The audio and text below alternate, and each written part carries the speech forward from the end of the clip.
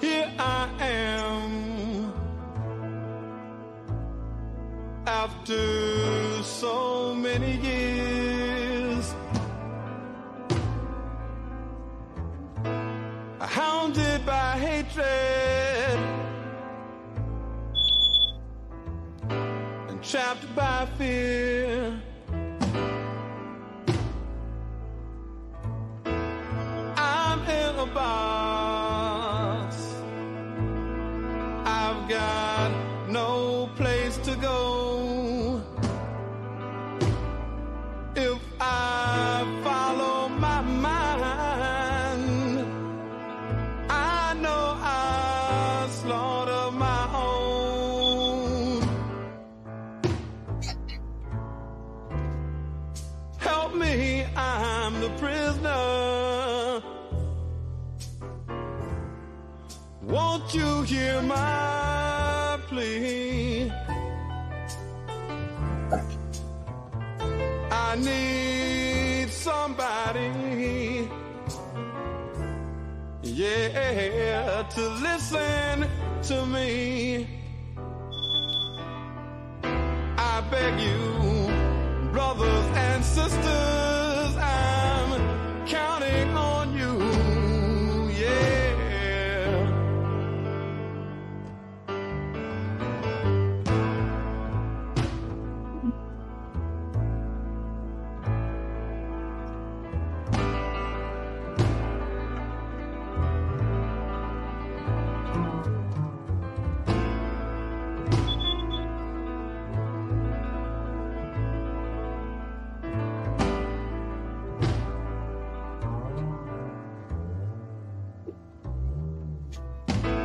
Black babies in the womb, shackled and bound, chained by the caveman who keeps beauty down, smacked on the ass when they're squalling and wet, heir to a spineless man who never forgets, never forgets that he's a prisoner.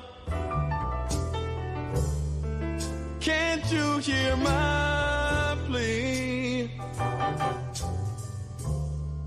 'Cause I need somebody, Lord knows, to listen to me. I'm a stranger. Welcome, peace and love. Barigani. Kujichagulia. Yes, that's self-determination. You know, we have the right to define ourselves, and we have the right to decide how we're going to go about what's best for us. And a very important principle that we need to reflect on today, and it has a direct relationship to how we see our political prisoner. I'm Brother Frank, and I'm with Brother for Political Prisoner Abdul Islam. First and foremost, we like to give a revolutionary condolence to Brother and Comrade Ralph Pointer. Family, yeah. And his family, you know, and the family of Ralph Pointer. We know that he's been doing this work for quite some time. You know, I was told that he was going through a health crisis, and I thought I had time to make arrangements to go see him. Unfortunately, that time didn't allow me to go see him, and you know, I'm deeply apologetic to the family about not making my visit. Please forgive me for that. We continue to fight in his spirit and continue to do this work because he stood on principle, and he was adamant about freeing our political prisoners. So, you know, if we have any respect for anybody like him that did this work, then we'll step up and we'll carry the work from the point where they left off at. So today, Kujichagulia, self-determination. You know, What does that mean? How does it reflect the work on fighting for our political prisoners? Our brother's going to break down the Republic of New Africa and how these brave men and women decided that they were going to take the ideas of Malcolm X further, and they do what's necessary to express the ideas of self-determination.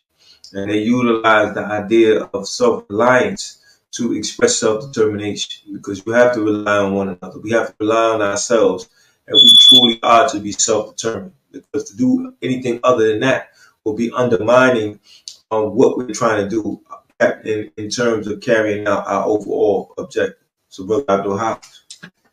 Peace and love, power to the people, self-determination.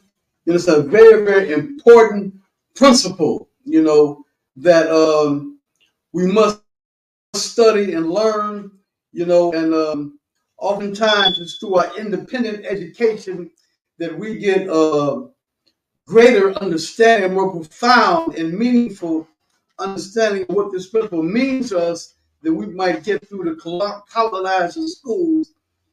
Self-determination is the opposite of slavery. The slave mentality, you depend on your master for everything. Your master programs the mind of the slave, like a robot, and only those ideas, only those thoughts, only those meanings which serves, for the master to dominate, control, and reap the benefits and the wealth produced by the slave. Only those things are perpetuated and allowed to flourish, when we stay in the state of the mental slavery.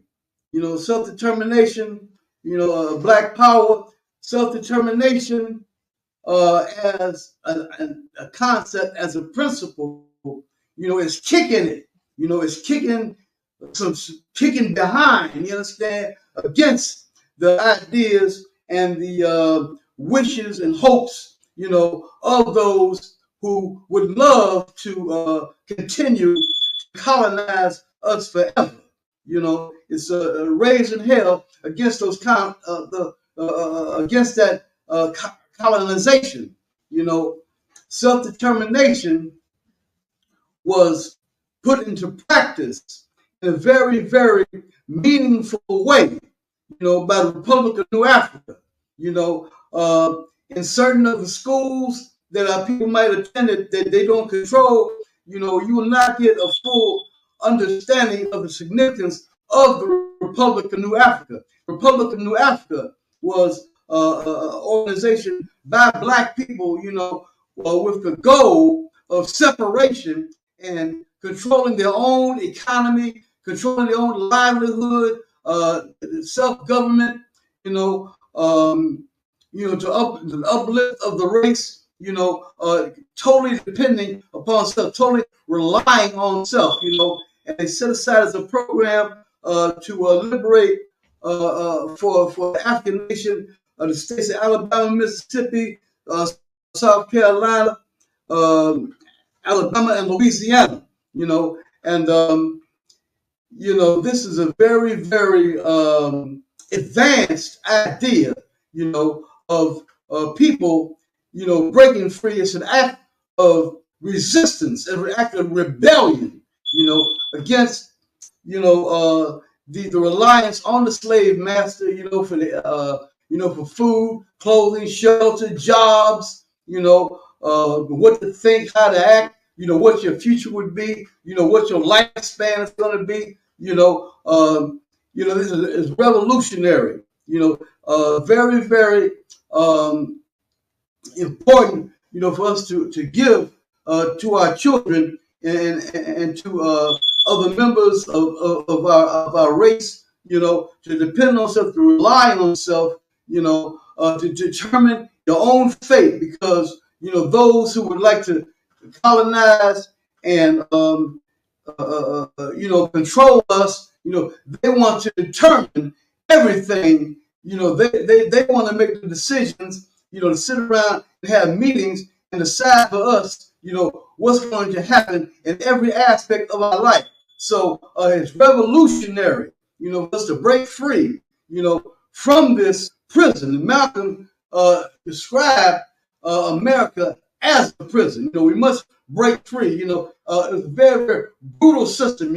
So you rely on yourself, you defend yourself.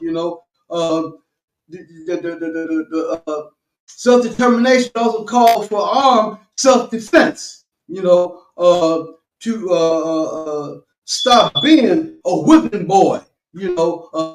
A political punk. For the system, instead of to be real men and women. And this is a principle, that gets into the heartbeat of a human being, the heartbeat of our nation. It pushes us forward. A very, very beautiful thing. For us to stand up to the full height of our humanity. As opposed to being just having our humanity destroyed human beings. Living for the whims of others, for the economic development of others, being destroyed people. So some other people can steal our resources, steal our labor, steal our lives, you understand? And walk us, like a dog on a leash and tell us which way to go, So, we rebel in a powerful way, against this disgraceful way of being, the slave mentality, which it still exists in various degrees among some of our people, and others of our people have shown enough, advanced above this. Members of RNA, including Dr. Demetri Marshall. I had the pleasure of camping in his joint, in Mississippi, while I was down there. Chokwe Lumumba, Robert Williams, Omari Obadeli, a brother who was a political prisoner, and involved in a firefight that the RNA had with the pigs in New Bethel Baptist Church, the church that Aretha Franklin's father pastor of. Later on in Mississippi, the police again attacked the RNA in a building, Jackson, Mississippi, attacked it. So it was the police in both instances, were the aggressors, So someone, so our enemy would like to criminalize people who defend themselves against armed aggressors, armed murderers. We know that among the police force, there's certain pigs that love to murder black people, and black people who defend themselves, the enemy would like to define them as criminals. But we have a right to self-defense, to stand up and defend our lives. And the Republic of New Africa is a great example of that. A great example of that, and it's well worth our research. Absolutely. So, when we prepared for this, and I learned more about the RNA, and I learned how they had their eye on a particular land, and they had an agenda that they were going to carry out. I understood how serious they was. And it's very interesting to know that the two founders of the RNA were both working with Malcolm X. So they understood their duty when Malcolm was assassinated, when Malcolm was murdered, and took from us that they had to carry out, because it's not enough to say that you respect somebody. You have to actually put that into action. You have to take a stand, take a position, and it's exactly what they did. And to this day, the RNA still is in existence, and we should use that as a model for self-determination, because today Kujichagulia is self-determination. We define ourselves and we define what's best for us, and that's directly related to political prisoners, because we say that these are political prisoners. These are captured freedom fighters. They're not terrorists. They're not criminals. And they are worthy of our attention. They are worthy of us organizing to bring them home. And yes, we can bring them home. And we just have to be creative. We got to use every opportunity in our personal time to talk about political prisoners. That's why you see us committed to these episodes on a weekly basis. We ask that you subscribe to the channel if you have not, encourage at least 10 people to subscribe. Let's get that subscription up. Please hit like. Let others encourage others to hit like. Encourage others to share, and let's continue to put this word out. This is the second day of Kwanzaa. Kujichagulia, self-determination. We have work to do in preparation of 2024. But as we conclude this year, we learn from this year and we learn what we have to do more of. And that's why it's very important that we make this commitment to committing ourselves to studying our history, using our culture as a weapon. Because when we talk about Kwanzaa, right, we talk about how Karenga wanted us to have this understanding of a rich culture. Kwanzaa means first fruits. In Africa, when you have a good harvest, that's a reason to celebrate. The youth have more food to eat. The elders have more food to eat. The youth is our future, and they need proper nourishment so their brain can operate correctly and that they can be amongst us and letting us know what they are making an assessment of and how they are learning from us. They learn from us and we learn from them. It's a dual process. We teach and learn, and they learn and teach. So we have to understand the importance of Swahili. Of Kwanzaa and how to use for us to become stronger people and more committed to our culture. Our culture is a weapon, and our culture should be used to defend ourselves. Right? We learned that land is the basis of independence. Once we acquire land, then we start to develop that land. Then we start to have our own wellness centers. We have our own libraries. We have our own arrangement with our community because we know our community and we can defend ourselves against police terrorism and vigilantes. And this can only be done at the highest level by us controlling our community, us controlling our land. And that's why the Republic of New Africa is so important to us, because of the ideas they represent concretely and their understanding of political prisoners. Because of their position, there were two shootouts that we talked about. And in these two shootouts, that led to political prisoners. So that led to captured freedom fighters. And they understood the enemy was the aggressor. Yes, the enemy was the aggressor. Right? We have a right to defend ourselves, and that's why Kujichagulia is so important, because it deals with various aspects of self-determination. Self-determination is synonymous with self-defense. You have the right to defend yourself. And when we look at these incidents in the RNA and we look at them leading to political prisoners, we fast forward into today, 2023, and we have political prisoners like Mumia Abu Jamal. We have political prisoners like Joy Powell, Imam Jamil Alamin, and we have Kamal Siddiqui. So we encourage you to write them.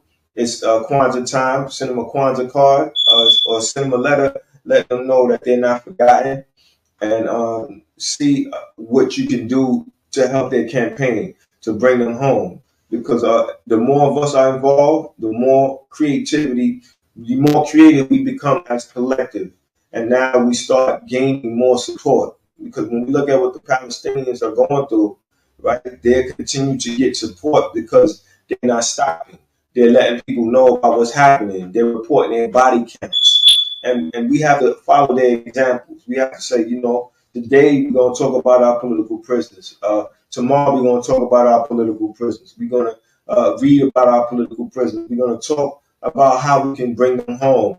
And then, we take it from there. Because for us not to be consistent in matters that are related to us, now others are not going to take it seriously. I can't walk outside without seeing an organized protest for Palestinians.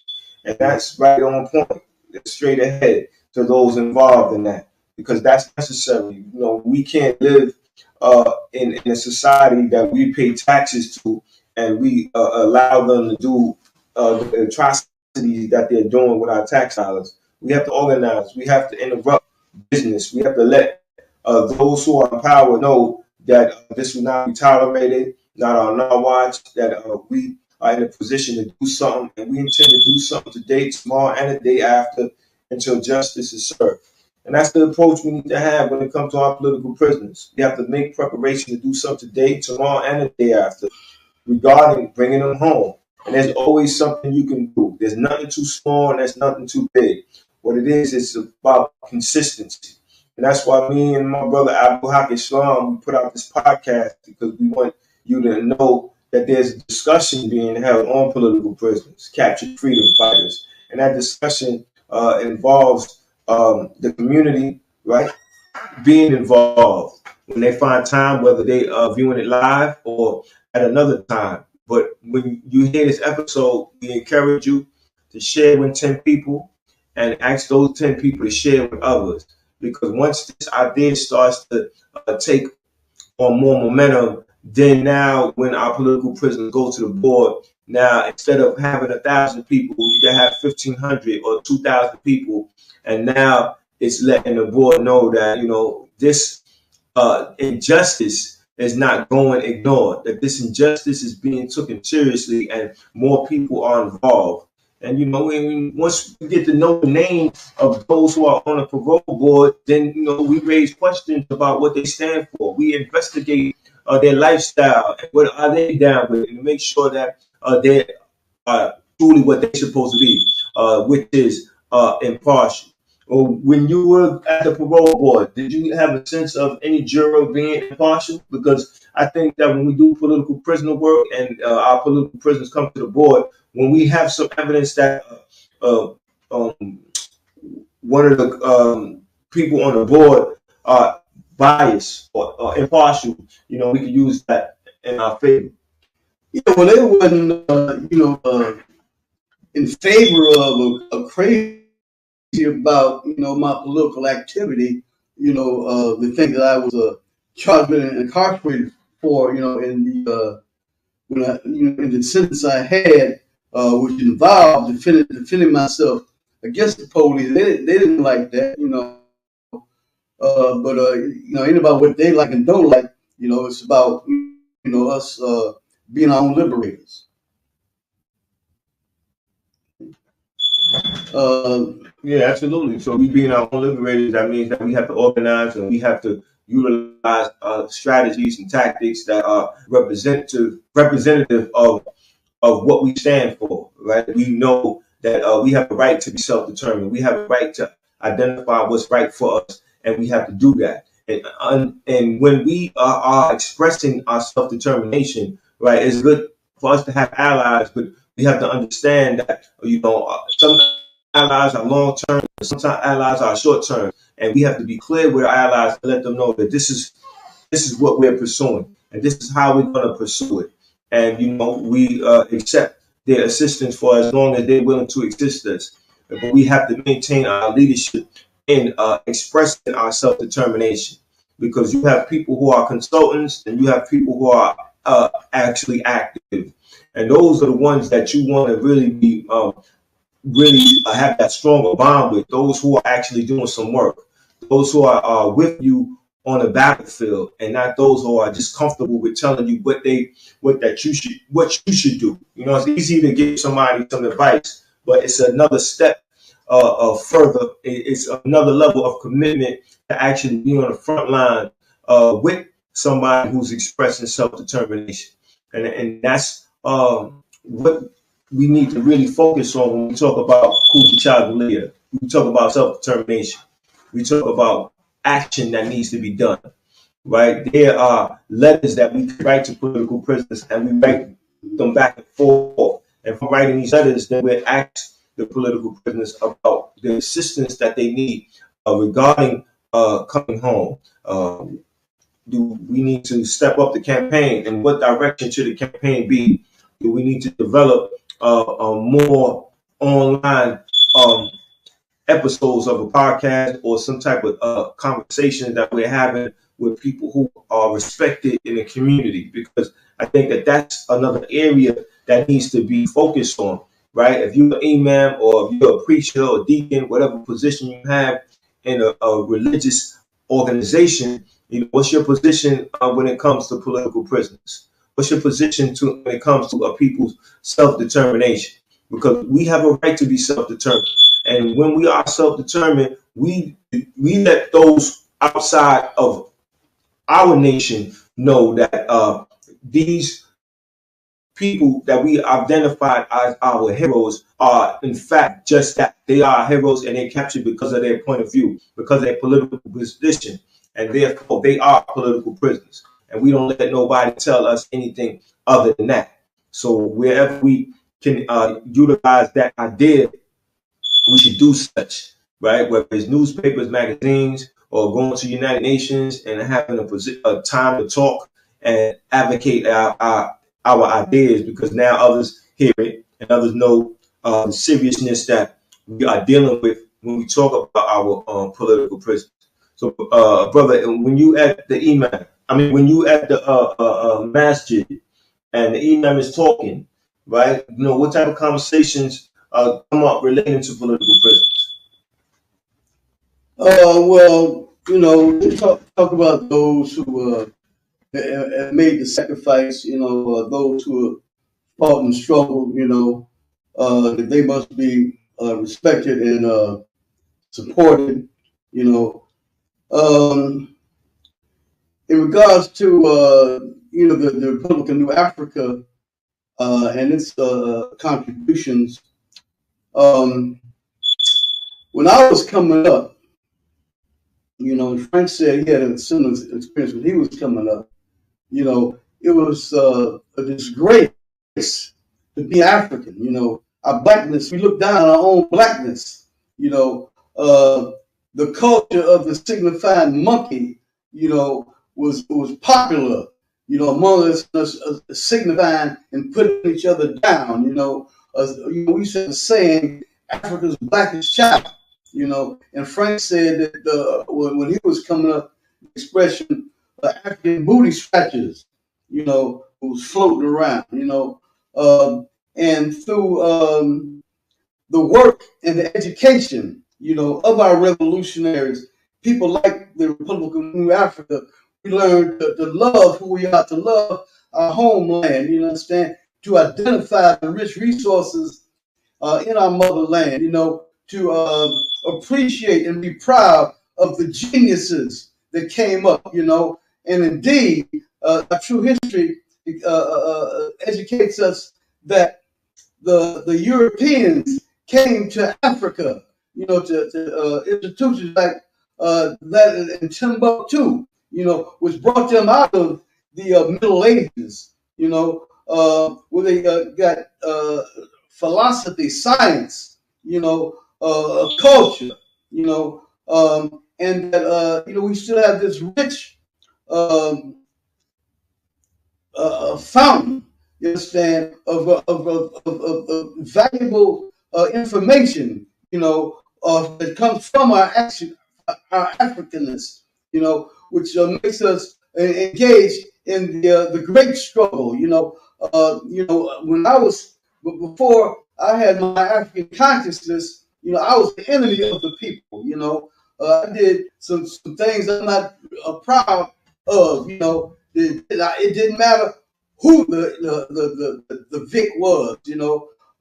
But through understanding who I am and the history and the proud traditions, and the contributions that our motherland has given to humanity, I wouldn't think of doing none of that foul stuff that I did, it caused me to become a social prisoner, and later on through defending myself against attacks by the cops, I became a political prisoner, and we should continue to push this information, the value, the richness to enrich our nation with information, about our motherland, and about our brothers and sisters who have been propelled, to reach the height of their humanity, you understand, through this type of education, through this type of motivation and inspiration that comes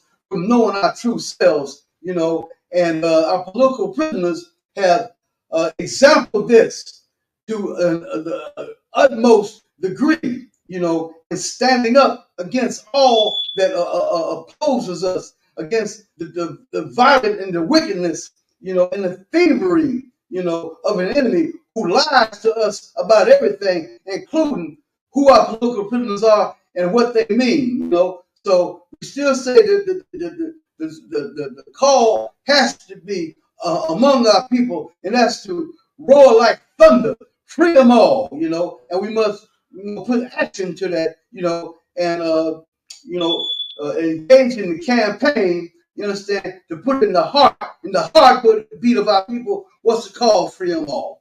Right. So in the spirit of Ralph Pointer, we Pointer, yeah. Right, Pointer, we he fought for the free political prisoners. Yes, and he was very consistent with that. He was fiery, and in his spirit, we continue to carry on this work. You know, we bury one revolutionary soldier, and we create more, right? Or we find more of fire because of their legacy that we have to now uphold.